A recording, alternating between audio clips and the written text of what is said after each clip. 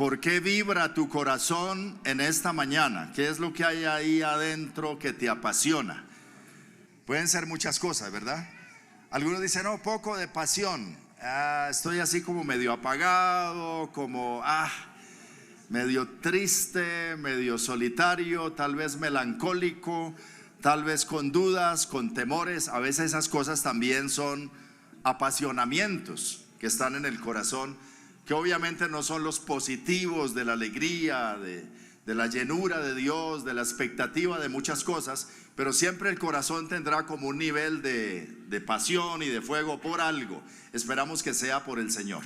Uno de los mandamientos de la palabra de Dios dice: amarás al Señor tu Dios con todo tu corazón, con toda tu alma, con todas tus fuerzas, sobre todas las cosas. ¿Qué quiere decir? Que Él debe ser nuestra pasión y que nuestro corazón debe vibrar por Él. Y esa es la palabra que el Señor nos ha dado para este año. Esperamos que usted se aferre a esa palabra y diga: Señor, yo quiero tener un corazón apasionado por ti, que respire por ti, para adorarte, para seguirte, para comprometerme contigo.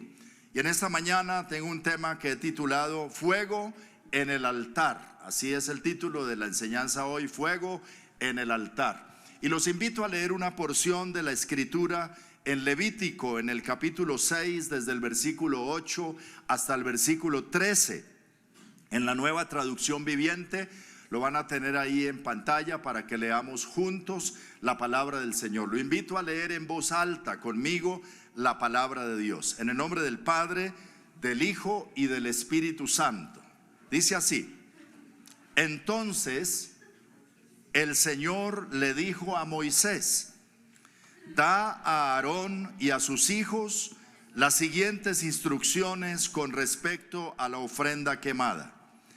La ofrenda quemada se dejará encima del altar hasta la mañana siguiente, y el fuego del altar debe mantenerse encendido. Repita eso: y el fuego del altar debe mantenerse encendido durante toda la noche.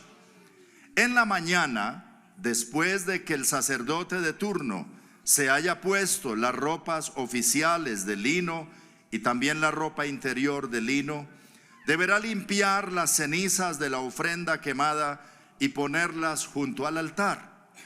Luego deberá quitarse esas vestiduras, cambiarse a su ropa normal y llevar las cenizas fuera del campamento a un lugar ceremonialmente puro. Entre tanto, el fuego del altar debe mantenerse ardiendo. Repita esa frase: el fuego del altar debe mantenerse ardiendo. Nunca deberá apagarse. Cada mañana el sacerdote le echará leña nueva al fuego. Luego acomodará la ofrenda quemada sobre él y también quemará la grasa de las ofrendas de paz. Recuerden, el fuego del altar siempre debe estar encendido, nunca debe apagarse. Repitamos el versículo 13. Recuerden, el fuego del altar siempre debe estar encendido, nunca debe apagarse. Dígalo al compañero que está a su lado. Recuerde, el fuego del altar siempre debe estar encendido, nunca debe apagarse. ¿Y qué significa esto para nosotros? Bueno, esta instrucción se la dio Dios por medio de Moisés a Aarón, el sacerdote Aarón, a sus hijos, los sacerdotes que ministraban en el templo, y a los levitas, que era toda la tribu de Leví que participaban en la ministración, en el servicio en el templo. Al comienzo los altares eran diferentes a la imagen o a la idea que pronto ahora tenemos de un altar. Quisiera mostrarles más o menos cómo eran los altares. En una imagen, el altar en el tiempo de los patriarcas era un arrume de piedras, piedras que no debían ser labradas, piedras que se levantaban como un montículo, y sobre ese montículo se colocaba la leña y se ofrecían los sacrificios a las deidades. No solamente se ofrecía a Dios, se ofrecían a los dioses. En el caso de los patriarcas como Abraham, donde quiera que iba edificaba, déjeme la imagencita esa, gracias, edificaban un altar así como este, y donde quiera que iba, lo primero que él hacía donde llegaba era levantar un altar. ¿Para qué? Para invocar ahí el nombre de Dios, para rendirle culto a Dios, para mantener su comunión personal con Dios. Ese era su lugar de oración, ese era su lugar de encuentro con el Señor. Cuando ya en los días de Moisés Dios ordenó construir el tabernáculo, entonces le ordenó a Moisés que construyeran lo que se conoce como el altar de bronce. El altar de bronce, si no muestran la imagen del altar de bronce, era una caja como esta, con una parrilla en medio. Y entonces ya era una cosa un poco más elaborada, más refinada, y ahí se ofrecían los sacrificios y lo transportaban con esas varas que tenía a los lados cargados sobre los hombros, y se colocaba entonces en un lugar, le ponían la leña y allí se ofrecían los sacrificios en el santuario. La ubicación de este altar en el tabernáculo, si me muestran la siguiente imagen, era de la siguiente manera. Esto es más o menos una idea de lo que era el tabernáculo de Moisés. Lo que está cubierto con las carpas era el santuario, que se separaba en dos lugares, el lugar santo y el lugar santísimo. Allá solamente podían entrar los sacerdotes hasta el lugar santo, y al lugar santísimo solo podía entrar el sumo sacerdote una vez al año, el día de la expiación. Pero cuando la gente llegaba a adorar a Dios o a buscar a Dios y a ofrecer sacrificio, lo hacían en el altar de bronce, que era puesto ahí donde está el fueguito en el patio exterior, se llaman los atrios. Entonces lo primero que se encontraba un judío al entrar al santuario, al pasar la primera entrada, era con el altar de bronce o el altar del sacrificio. Y hasta ahí podían llegar para invocar el nombre del Señor. El pueblo no podía ir más adelante. Posteriormente, cuando el pueblo de Israel se estableció en la tierra de Canaán, en los días de Salomón, Dios ordenó que Salomón construyera el templo, el famoso templo de Salomón en Jerusalén, el lugar donde Dios dijo: pondré allí mi nombre. Y entonces se construyó un altar ya con un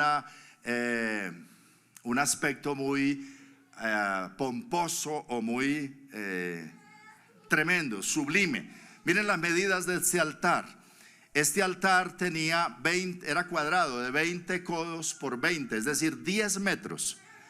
10 metros de un lado, 10 metros del otro. Esa era la medida de este altar. Y se levantaba a 10 codos de altura, aproximadamente 5 metros. Imagina que aquí hay más o menos 3 metros hasta el techo, entonces era 5 metros más arriba. En el templo de Salomón se puso ese altar de bronce, y ahí también en la entrada en los atrios era donde la gente ofrecía los sacrificios a Dios. El altar para buscar al Señor, para encontrarse con Dios. Y por mucho tiempo estuvo erigido y funcionando en Jerusalén este altar. Posteriormente, por el pecado del pueblo, el templo fue destruido, el altar también, y las cosas de valor fueron llevadas a Babilonia en los días de Nabucodonosor. Y posteriormente, dice la historia bíblica, se volvió a construir lo que se llama el segundo templo en los días de Ciro, rey de Persia, que dio la orden del regreso de los judíos a Jerusalén, y se volvió a levantar el templo unos 500 años antes de Cristo. Para los días de Cristo, cuando nace Cristo, el templo estaba erigido en Jerusalén y el altar de bronce estaba ahí en su lugar, y se ofrecían los sacrificios en el templo, y el templo era lo más sagrado para los judíos, que no permitían que alguien siquiera hiciera un comentario negativo acerca de ese lugar. Por eso apedrearon a Esteban. Y eran muy celosos con este templo, pero ese templo lo destruyeron los romanos en el año 70 después de Cristo. Desaparecieron también todas las cosas, y al tiempo de hoy los judíos esperan pronto levantar lo que ellos llaman el tercer templo y volver a erigir el altar y volver a ofrecer los sacrificios como antes. Entonces, cuando hablamos del altar, estamos hablando en esa figura de lo que nos presenta la Biblia de lo que es un altar. En los días de los patriarcas, en el tiempo de Moisés, y también en los días de Salomón, o cuando estuvo erigido el templo. Pero quiero decirles en esta mañana, compartirles 3 ideas acerca del significado del altar o de lo que representa eso para nosotros. En primer lugar, el altar era un lugar de sacrificio. ¿De qué? De sacrificio. Era un lugar para sacrificar. Entonces, en ese pensamiento de que es un lugar de sacrificio, debemos entender que es un lugar de entrega. Allí se ofrecían víctimas. Cuando una persona traía un corderito o un carnero a ofrecerlo en sacrificio, ese corderito o ese animalito estaba representando la vida de la persona misma. Es decir, cuando se degollaba ese animal, se estaba diciendo: yo soy el que merezco la muerte, yo no merezco la vida, yo soy indigno ante Dios por mi condición de pecado, pero me entrego, me rindo, reconozco a Dios. Y había una entrega representada en esa víctima que se ofrecía. Entonces no moría la persona, pero se ofrecía el animalito en lugar suyo, como decir: te entrego mi vida. Y en representación degollamos el animal y se rociaba la sangre.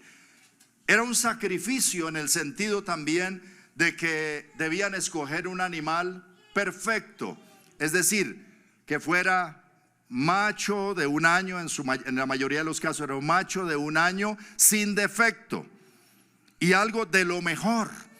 En los días del profeta Malaquías le decía al pueblo: ¿cómo se les ocurre a ustedes traer para el sacrificio al altar de Dios el animal roñoso, manco, cojo? O sea, el que ya no les servía era el que ofrecían en ese tiempo.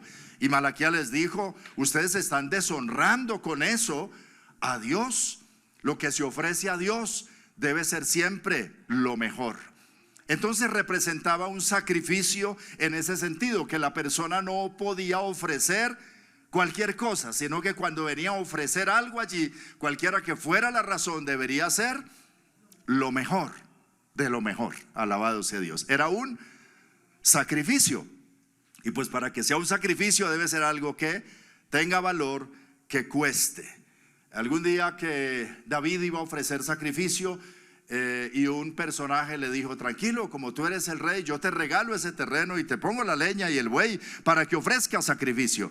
Y David dijo: jamás, yo no ofreceré al Señor algo que no me cueste nada. Necesito que me cueste para que sea un sacrificio. Tal vez si hoy estás aquí y te costó venir, o renunciaste a otra cosa, o los que vinieron a la iglesia el 11 de diciembre renunciando al partido de la final del Mundial de Qatar, de alguna manera hicieron un sacrificio, ¿verdad?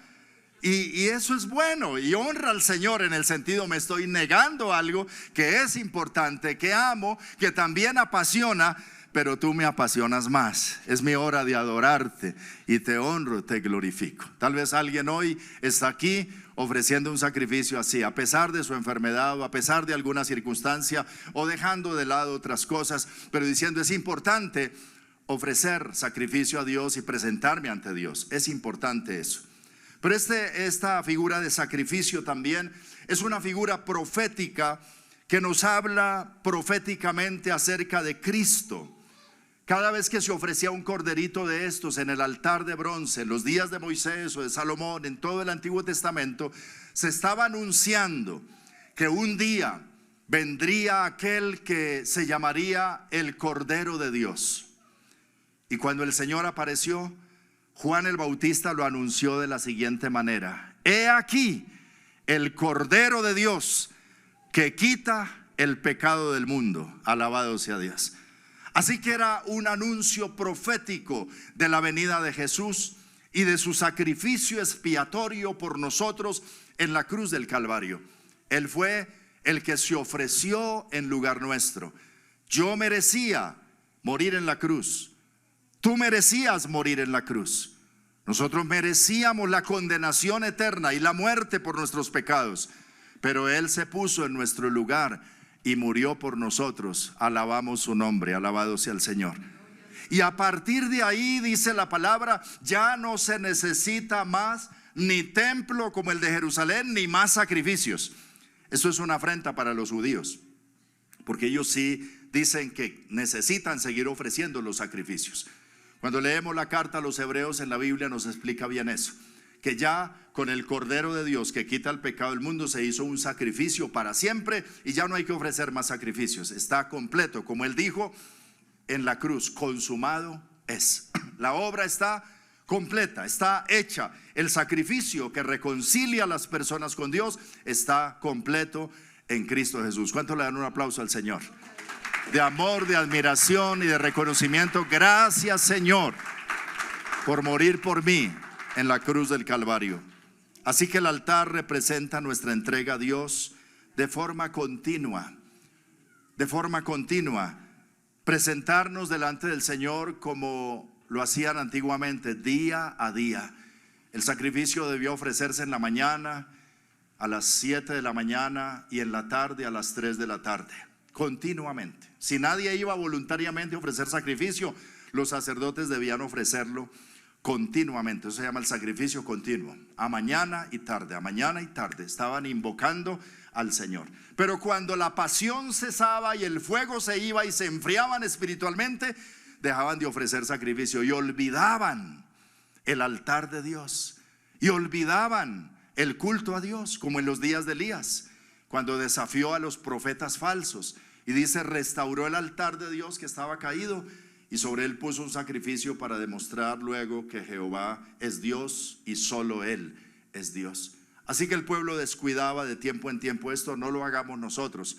El fuego en el altar significa que continuamente nosotros debemos estar presentándonos delante del Señor, también a mañana y tarde, a mañana y noche, continuamente en la presencia del Señor, hablando con Él, teniendo comunión con Él, invocándolo, adorándolo, entregándonos, rindiéndonos a Él continuamente. Jesús dijo en Lucas 9:23, dijo a la multitud, si alguno de ustedes quiere ser mi seguidor, tiene que abandonar su propia manera de vivir, tomar su cruz cada día y seguirme.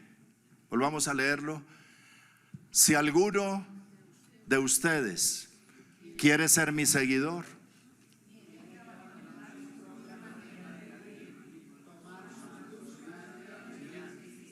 ustedes han oído de personas que dicen, es que yo creo en el Señor y yo lo sigo a mi manera. Pues no, no es así, no es a nuestra manera, es a la manera de Él. Dice, tiene que abandonar su propia manera de vivir y vivir a la manera de Dios. Y por eso tomar su cruz, ¿cada cuánto? Cada día. Cada día hay cosas a que morir, cada día hay cosas que sacrificar, cada día hay cosas a que renunciar, cosas que amamos, cosas que valoramos como importantes, pero cosas que nos alejan de Dios, ¿verdad? A veces hay cosas así, cosas que de pronto son valiosas o de un valor para nosotros especial, pero que si nos aleja de Dios, hay que renunciar, hay que ponerlas en el altar y que el fuego las consuma en la presencia de Dios y amar a Dios sobre todas las cosas. Como dice la segunda estrofa de un himno clásico de los himnos que ya poco cantamos, mi vida di por ti. Y la segunda estrofa dice así, si quieren cantar conmigo a capelita, a ver, dice, ¿a dónde está? Esperemos que nos pongan la imagen de la estrofa del himno y cantamos todos juntos esta estrofa. Me parece tan interesante. Bueno,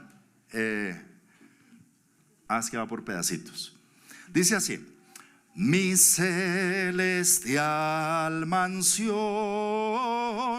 mi trono de esplendor, dejé por rescatar al mundo pecador. Si todo yo dejé por ti, ¿qué dejas tú por mí? Si todo yo dejé por ti, ¿qué dejas tú por mí? Esta es como una voz del Señor para nosotros. Volvamos a cantarla. Oye, no nos quiten la letra así tan rápido, pero ¿cuál es el afán?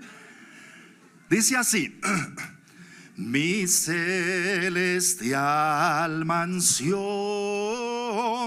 mi trono de esplendor, dejé por rescatar al mundo pecador. Si todo yo dejé por ti, ¿qué dejas tú por mí? Otra vez. Si todo yo dejé por ti, ¿qué dejas tú por mí? Si te cuesta, está bien, colócalo sobre el altar. Y dice: Señor, esto no me ayuda al propósito de servirte y de amarte sobre todas las cosas. Al altar se va, que se consuma. Por eso el fuego debe estar siempre encendido en el altar, para que ahí se queme todo lo que nos separa de Dios. Bendito sea el nombre del Señor. En segundo lugar, gracias, el altar era un lugar de arrepentimiento. Quiero que leamos en Levítico capítulo 5, versículos 17 al 19. Además de ser un lugar de consagración, de entrega, de rendición, era un lugar de arrepentimiento continuo. Leamos así: supongamos que alguien peca al desobedecer uno de los mandamientos del Señor. Aunque no esté consciente de lo que hizo, es culpable y será castigado por su pecado. Como ofrenda por la culpa, debe llevar al sacerdote un carnero sin defecto de su propio rebaño, o puede comprar uno del mismo valor. Mediante este proceso, el sacerdote le purificará ese pecado cometido involuntariamente, lo hará justo ante el Señor y será perdonado. Esta es una ofrenda por la culpa, pues es culpable de una ofensa contra el Señor. Así que la persona, cuando cometía algún pecado y se hacía consciente de él, debía traer un animalito al altar y, con la ayuda del sacerdote, confesar su pecado, matar el animal. Luego el sacerdote tomaba de la sangre, la rociaba sobre los cuernos del altar, rociaba también un poco de sangre sobre la persona que ofrecía el sacrificio, oraba por él y lo declaraba perdonado. Así que era un momento de reconciliación, de arrepentimiento y de decir: pequé, pero confieso mi pecado y recibo por la fe el perdón, pero ofrezco esta víctima. Era arrepentimiento. Ahora, allí también se tomaban resoluciones. A veces el pecado incluía que se había defraudado a alguien económicamente o se le había quitado algo. Entonces no solo debía hacerlo del sacrificio, sino que debía devolver aquello que debía devolverle a su prójimo y añadir el 20% de lo que había defraudado. Por eso es que en los días de Jesús, un hombre rico llamado Zaqueo, que se entregó al Señor y se arrepintió, se puso en pie. Era chiquitico, era bajito de estatura, pero se puso en pie y dijo, dice la palabra: la mitad de mis bienes doy a los pobres, y si en algo he defraudado a alguno, se lo devuelvo cuadruplicado. Eso se llama restitución, porque no es solamente pedir perdón por la ofensa, sino restituir lo dañado. Habrán maneras también de resarcir el daño y sea una manera también de dar fruto digno de arrepentimiento. He hecho lo malo, pero me arrepiento, pido perdón ante el Señor y además restituyo.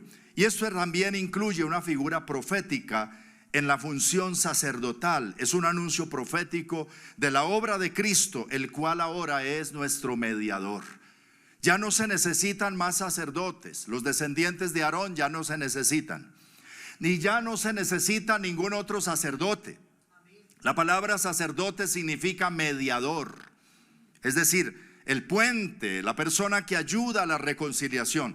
Los judíos no podían presentarse ellos solitos, tenían que hacerlo a través de el sacerdote, quien ofrecía el sacrificio y oraba por ellos. Pero cuando vino Cristo, Él se presentó como el sumo sacerdote, no según el orden de Aarón, pero sí según el orden de Melquisedec. Y Él mismo entró con su propia sangre al lugar santísimo en el cielo, para que con su sangre y no con la de un animal fuéramos limpios de todo pecado. Por eso dice la palabra: la sangre de Jesucristo, su Hijo, es suficiente para limpiarnos de todo pecado. ¿De cuáles pecados? ¿De cuáles? ¿Aún de aquel que nos parece tan grave? Sí, de cualquier pecado. Si hay arrepentimiento y si nos acercamos a Dios arrepentidos, confesando nuestros pecados y creyendo en Jesucristo como el único sacerdote, como el único mediador entre Dios y los hombres. La palabra dice en Hechos 4:12 que hay un solo Dios y un solo mediador. Dice: no hay otro nombre bajo el cielo dado a los hombres en el cual podamos ser salvos. Y en 1 Timoteo 2:5 hay un solo Dios y un solo mediador entre Dios y los hombres. Nadie más. Eso lo dice la Biblia. No puede mediar ningún santo, no puede mediar ninguna santa, no puede mediar ningún hombre. Algunas personas quieren ver a los pastores como mediadores. Ay, pastor, hágale usted, porque usted le tiene vara, entonces ayúdeme con esto. No, es a través de Cristo. Aquí lo que hacemos los ministros es orientarle, guiarle, direccionarle a Cristo. Pero el único mediador entre Dios y los hombres es Jesucristo. Por eso Él dijo: yo soy el camino, la verdad y la vida, y nadie puede venir al Padre sino por mí. Él es el camino. Alabado sea el Señor. Así que el sacerdote era una figura de Cristo, y ahí continuamente se estaba anunciando que un día habría un sacerdote definitivo. Así que en este segundo punto, como lugar de arrepentimiento, reconocemos, pregunto en esta mañana, tal vez reconoces algún pecado que te está separando de Dios en el día de hoy, que está interfiriendo en la comunión con Dios y generando una división entre Dios y nosotros. Reconocemos quizá que hemos defraudado a alguien y nos toca pedir perdón, que hemos ofendido a alguien y debemos pedir perdón. Esto debemos hacerlo continuamente, ese examen a diario, y quizá a mañana y tarde en el altar de Dios. Como decía David: examina mi corazón, ve si hay en mí camino de perversidad y guíame por el camino eterno. Señor, lo último que uno se da cuenta es de sus propios errores. La Biblia dice: ¿quién podrá entender sus propios errores? Ayúdame a entender. Quizá a mí me parece que todo va bien, pero aquí estoy delante de ti, Señor. Examíname y muéstrame y guíame, porque yo quiero caminar en el camino eterno. Y una vez que el Espíritu Santo nos convenza, pidámosle perdón al Señor.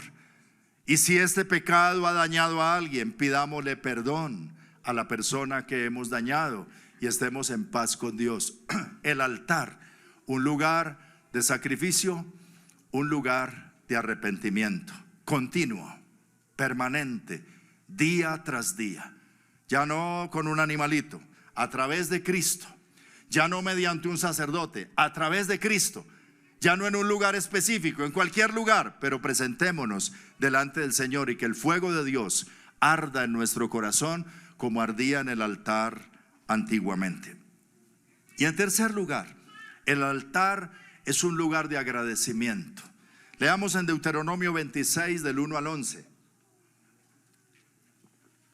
Deuteronomio 26 desde el versículo 1 al 11. Leemos en voz alta todos la palabra. El Señor le dijo al pueblo por medio de Moisés lo siguiente: cuando entres en la tierra que el Señor tu Dios te da como preciada posesión, y la conquistes y te establezcas en ella, coloca una parte de las primicias de cada cosecha en una canasta y llévala al lugar de adoración designado, al lugar que el Señor tu Dios elija para que su nombre sea honrado. Preséntate al sacerdote que esté a cargo en ese momento y dile: Con esta ofrenda reconozco ante el Señor su Dios que he entrado en la tierra que Él juró a nuestros antepasados que nos daría. Entonces el sacerdote tomará la canasta de tus manos y la colocará frente al altar del Señor. ¿Dónde? En la presencia del Señor tu Dios tendrás que decir: mi antepasado Jacob era un arameo errante que fue a vivir como extranjero a Egipto. Su familia era poco numerosa cuando llegó, pero en Egipto creció hasta volverse una nación grande y poderosa. Cuando los egipcios nos oprimieron y nos humillaron al hacernos sus esclavos, nosotros clamamos al Señor y Dios de nuestros antepasados. Él oyó nuestro clamor y vio las privaciones y el trabajo pesado y la opresión que pasábamos. Y así el Señor nos sacó de Egipto con mano fuerte y brazo poderoso, con terror aplastante, con señales milagrosas y con maravillas. Nos trajo hasta este lugar y nos dio esta tierra donde fluyen la leche y la miel. Y ahora, oh Señor, te traigo las primicias de las cosechas que me has dado de la tierra. Luego coloca las primicias ante el Señor tu Dios y póstrate ante Él en adoración.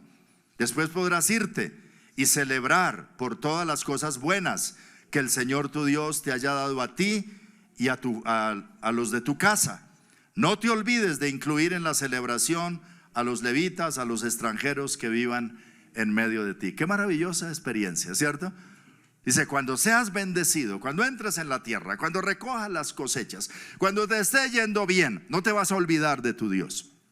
Vas a ir al altar y vas a llevar tu ofrenda y vas a presentarte ante el Señor y vas a reconocer que lo que tienes, lo tienes porque Él te lo ha dado. Lo tienes porque Él te ha dado el vigor y la fuerza y ha sido fiel y ha cumplido su palabra contigo, y te alegrarás en el Señor y le bendecirás. Y era un reconocimiento en agradecimiento del Señor. Esta idea incluye entonces reconocer quién es la fuente de toda bendición, reconocer que Dios es bueno, que Él es fiel y que Él es el que nos provee de todas las cosas. Era un acto de reconocimiento, pero también incluía mucha gratitud. Esta persona que venía a ofrecer este sacrificio llegaba no solo arrepentido, no solo rendido a los pies del Señor, sino agradecido por reconocer la bondad de Dios para él y para su casa.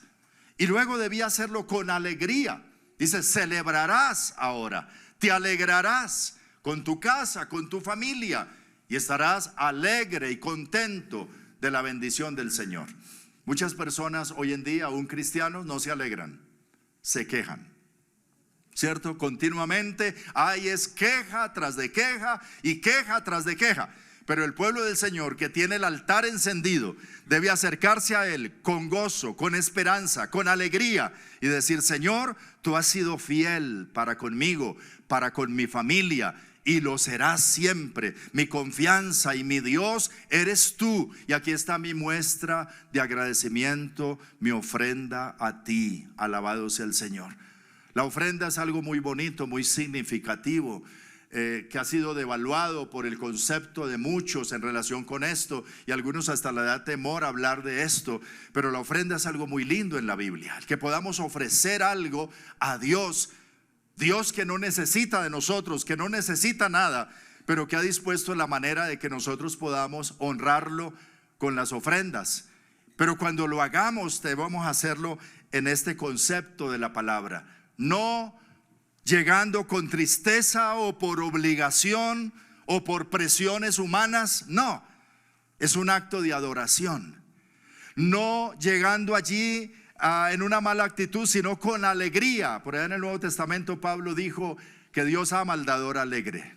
Cuando das con alegría, porque reconoces el favor de Dios y la misericordia del Señor.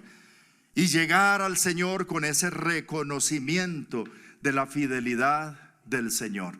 En cada iglesia hoy en día se recogen las ofrendas, los diezmos. Aquí también ahí hay una urna donde usted puede poner sus diezmos, sus ofrendas. o ahí encontrará un sobre con un número de cuenta donde puede hacerlo a la iglesia. Pero lo importante no es su dinero, lo importante es su corazón.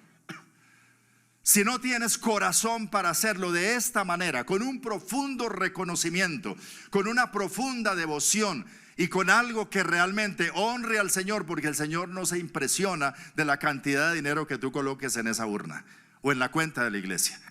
Al Señor le impresiona la fe, la consagración, la dedicación, como aquella viuda que solo pudo dar 2 monedas, pero el Señor dijo: esa viuda ha hecho más que todos. Dio porque ahí puso su corazón, era su sustento, era su sacrificio. Dios vio el corazón. Pero una vez que tenemos corazón, tenemos esa manera de poder honrar al Señor con alegría. Y gloria a Dios, porque la iglesia Refugio sé que es una iglesia generosa, que ha bendecido, que ha puesto sus ofrendas para Dios. Pero entienda, no traemos nuestras ofrendas para negociar ningún favor de Dios. Porque algunos dicen: Señor, te doy esto y tú me das esto.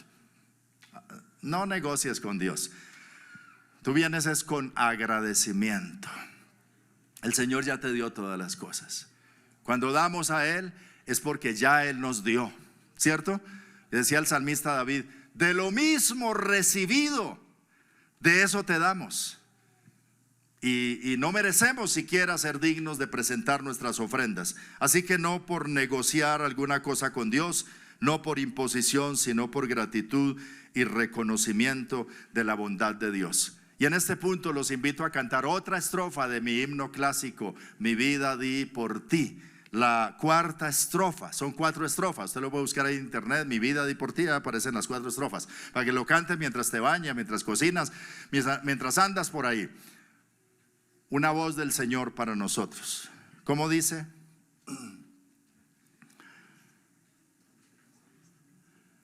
A ver. De mi celeste hogar te traigo el rico don del Padre Dios de amor, la plena salvación. Mi don de amor te traigo a ti, ¿qué ofreces tú por mí? Mi don de amor te traigo a ti, ¿qué ofreces tú por mí? Una vez más. De mi celeste hogar te traigo el rico don del Padre Dios de amor, la plena salvación. Mi don de amor te traigo a ti, ¿qué ofreces tú por mí? Mi don de amor te traigo a ti, ¿qué ofreces tú por mí? ¿Qué tienes para ofrecerle al Señor? Si es una ofrenda, hazlo de la mejor manera. Si es tu diezmo, hazlo de la mejor manera. Si es tu servicio, de la mejor manera. Cualquier cosa que tengas en tu corazón para Dios, como reconocimiento de Él, como agradecimiento, como acción de gracias. Si es el culto, voy a ir al culto, a la celebración dominical, para darle a Él ese sacrificio, ese culto. Recuerda, el culto es algo que se ofrece. Algunas personas tienen otra mala idea del culto. Dice: ay, pastor, qué pena con usted, pero a mí no me gustó ese culto. Yo siempre le digo: bueno, no era para usted. El culto es para ¿quién? ¿A qué venimos, hermano Pedro? A rendir culto a Dios. ¿A qué venimos? A darle culto a Dios. Y si le vamos a dar culto a Dios, ¿cómo hay que darlo? De la mejor manera. Esto no es aquí que mientras otros cantan y dicen digno, el que vino a dar culto está: ¿a qué hora se irá a acabar esto? Eso no es rendirle culto a Dios. que mientras estamos en la palabra y aquí atentos, usted mirando el celular y chateando no sé con quién. Eso no es darle culto a Dios. Que ese día te levantas más tarde y vienes corriendo y llegas a medio culto. Cuidado, es el culto a Dios. Hay que dárselo completico. Bien. Ese día, por eso, aunque no vengas de corbata, te bañas ese día y te pones lo mejor y dices: yo voy a darle culto a Dios. Y preparas tu corazón, y preparas tu vida, y preparas tu ofrenda, y preparas ese momento para que sea un momento y que Dios diga: me gusta eso que este hombre hace o que esta mujer hace, de que vino hoy a dar culto a Dios. Y su culto fue un culto aceptable. Alabado sea el Señor. ¿Qué dirá el Señor del culto que hoy le das a Dios? Él dirá: ¿qué ofrecemos al Señor? Si todo yo lo di por ti, ¿qué ofreces tú por mí? Quiero concluir de la siguiente manera. Todos debemos mantener entonces el altar encendido con el fuego de Dios y presentarnos ante Dios diariamente en algún lugar. Yo no sé si en la cocina, en el baño, en algún lugar que tú escojas para eso. Señor, cuando me siente en esta sillita aquí en este estudio a tal hora, es que vamos a estar tú y yo. Necesito este tiempo contigo. Ese será tu altar. Esa será tu devoción. Que antes de acostarme, Señor, siempre voy a hacer esta oración, o al levantarme, o que voy a leer tu palabra en tal lugar, y allí vamos a estar tú y yo en comunión. Ahí estará el Señor contigo, y esa será tu cita con el Señor. ¿Cada cuánto? Cada día. Y el domingo, Señor, mi cita es ahí en el Hotel Bogotá Plaza, en ese auditorio, ahí a través de ese canal de YouTube. Señor, tú sabes que no puedo ir hasta allá, pero ahí estoy, y ese será mi lugar y mi altar, y con tu pueblo estaremos ahí, tú y yo, con el fuego encendido en fidelidad al Señor. Son esos momentos. El altar no es un lugar ni es una cosa, es un momento con Dios, pero de la mejor manera para el Señor. Y ahí el fuego debe estar encendido continuamente. Dice: no se apagará. Nuestro sacerdote y mediador es el Señor Jesucristo mismo, y Él siempre estará. Si tú lo invocas, ahí estará Él para hacerte el puente, la mediación, y decir: Padre, yo me presento ante ti en el nombre de mi Señor Jesucristo, por su mediación, por su sacrificio, por su sangre, no por mi mérito, porque yo no merezco nada, pero en su nombre, a través de Él, tú me declaras santo y justo y me perdonas y me ayudas. Alabado sea el Señor. Él es nuestro sacerdote. En ese altar debemos ofrecer todo lo que nos separa de Dios y consagrarnos a Él continuamente, diariamente. En ese altar debemos arrepentirnos de nuestros pecados, examinarnos y decirle: Señor, perdóname porque esa palabra que dije hoy estuvo desafinada. Ese tono que utilicé, Señor, estuvo desatinado. Esto que hice me salió mal, Señor, y esto no te honró, no te glorifica. Perdóname, Señor.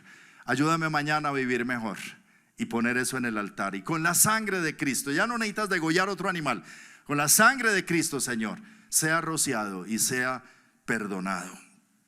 Allí decidimos entonces también el ofrecer nuestras ofrendas y diezmos al Señor con profunda gratitud, reconociendo su bondad y alegrándonos y diciéndole: Señor, voy a apartar esto que es para tu casa, y es un reconocimiento que tú eres el Señor, mi proveedor, mi ayudador.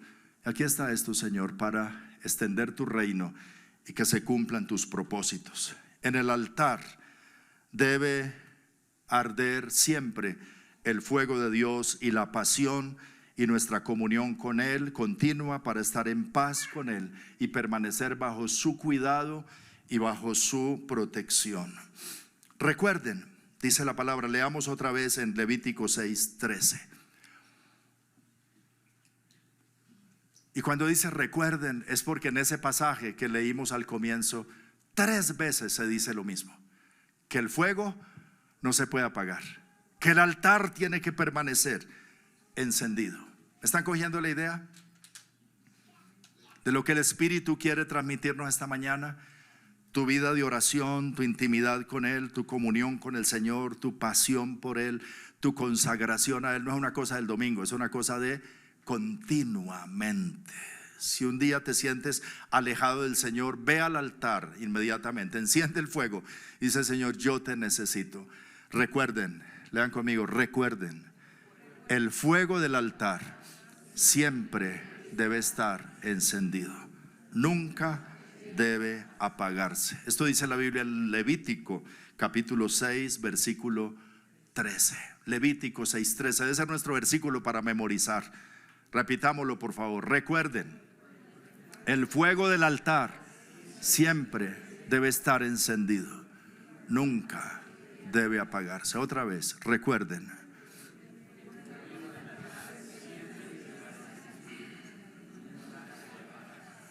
Otra vez.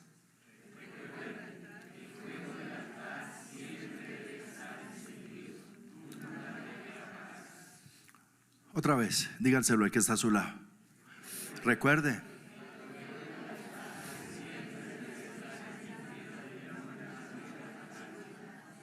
Así es, nunca. Gloria a Dios. Que nuestro corazón vibre con la presencia del Señor, con la palabra de Dios. Nos apasione como lo hemos cantado hoy en cada canción de estas. Señor, tú eres lo máximo. Oremos al Señor un momentico. Si quiere ponerse de pie, cerrar sus ojos, poner su mano ahí en su corazón y decir: Señor, mientras escucho tu palabra en esta mañana, mi corazón se conmueve, mi corazón arde. Mientras predico tu palabra, Señor, mi corazón arde, mi corazón tiembla ante esto, Señor. Oh Señor, aquí estamos delante de ti. Levantamos nuestras manos como iglesia. Yo estoy tan agradecido, Señor, por lo que tú has estado haciendo en estos meses que llevamos como iglesia. Estoy tan agradecido contigo por cada familia que está aquí, los esposos, los hijos, los niños, y que tú nos das ese compromiso, esa pasión para estar aquí.